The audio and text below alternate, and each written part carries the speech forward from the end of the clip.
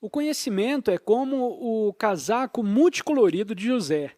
É todo chanfrado e brilhante. Quero dizer, quando eu era professor em Harvard, todos nos sentávamos em círculo, fazendo cintilar o nosso conhecimento uns sobre os outros. Era divertido. Bem, eu conheço isso, mas pode fazer uma citação? Li as últimas pesquisas. Era surpreendente o quanto nós conhecíamos, mas quando olhei para dentro de mim mesmo, encontrei uma discrepância considerável entre o meu conhecimento e o meu ser. Você pode ter conhecimento, mas precisa ser sábio.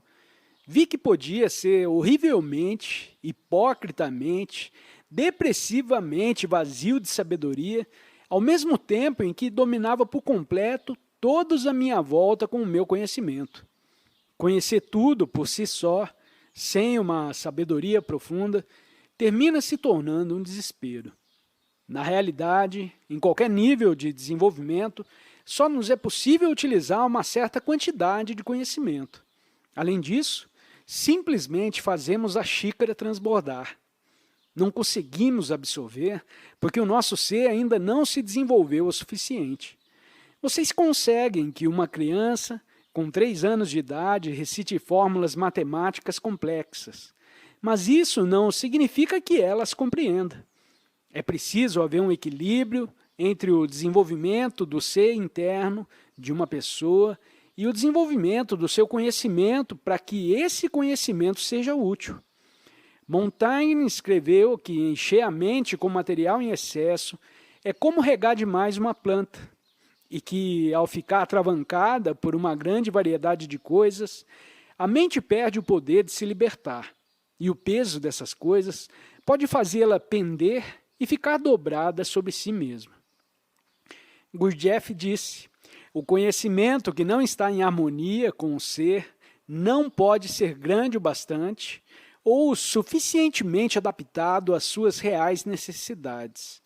Será sempre um conhecimento de uma coisa junto com a ignorância de outra. Um conhecimento de um detalhe sem a compreensão do todo. Uma visão da forma sem a captação da essência. Diz também, o conhecimento pode ser a função de um centro, o centro do pensamento. Contudo, a compreensão é a função de vários centros. O mecanismo do pensamento pode conhecer algo, mas a compreensão surge somente quando o homem percebe ou sente o que está ligado a quê. O que ele está dizendo é que, quando nos direcionamos para a sabedoria, nos movemos em um caminho do intelecto para a intuição, do conhecimento que temos sobre alguma coisa, para um sentido intuitivo da nossa interligação com tudo. A sabedoria intuitiva é uma apreciação não conceitual de algo mediante a união com ele.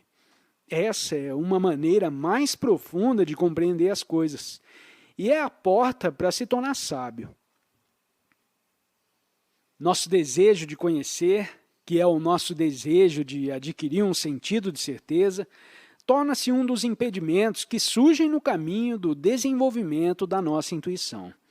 Ramana teve uma bela frase sobre o conhecimento como um obstáculo. Ele disse, para os homens de pouca compreensão, esposa, filhos e outros formam a família. Para os eruditos, existe uma família formada de incontáveis livros em suas mentes que também são obstáculos ao yoga. Ramakrishna disse, somente 2 tipos de pessoa podem atingir o autoconhecimento. Aquelas cujas mentes não são sobrecarregadas com todo o aprendizado, isso significa dizer que não são entulhadas com pensamentos tomados emprestados dos outros. E aquelas que, após estudarem todas as escrituras e ciências, conseguiram compreender que não conhecem nada. A última parte é quando o caminho do Jnana Yoga está realmente funcionando, porque o conhecer nada é o próximo passo nessa viagem. Você aprende, aprende e aprende, até compreender que com tudo aquilo que aprendeu, não sabe nada. E este é o caminho. Você utiliza os seus modelos intelectuais para se manter seguindo em frente. Eles realmente ajudam nisso. mas você não se apoia nos modelos. Mantém-se deixando soltos, liberando as estruturas intelectuais. De outra maneira, eles atravessarão o seu caminho.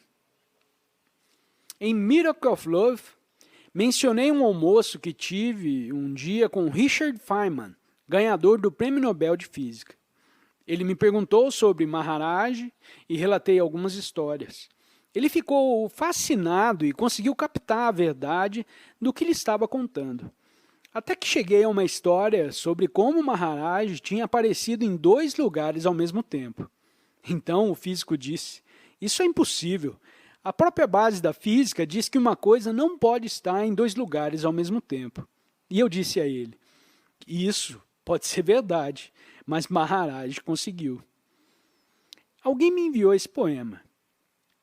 Quanto mais livre fico, mais alto eu vou. Quanto mais alto eu vou, mais consigo ver. Quanto mais vejo, menos sei. E quanto menos sei, mais estou livre.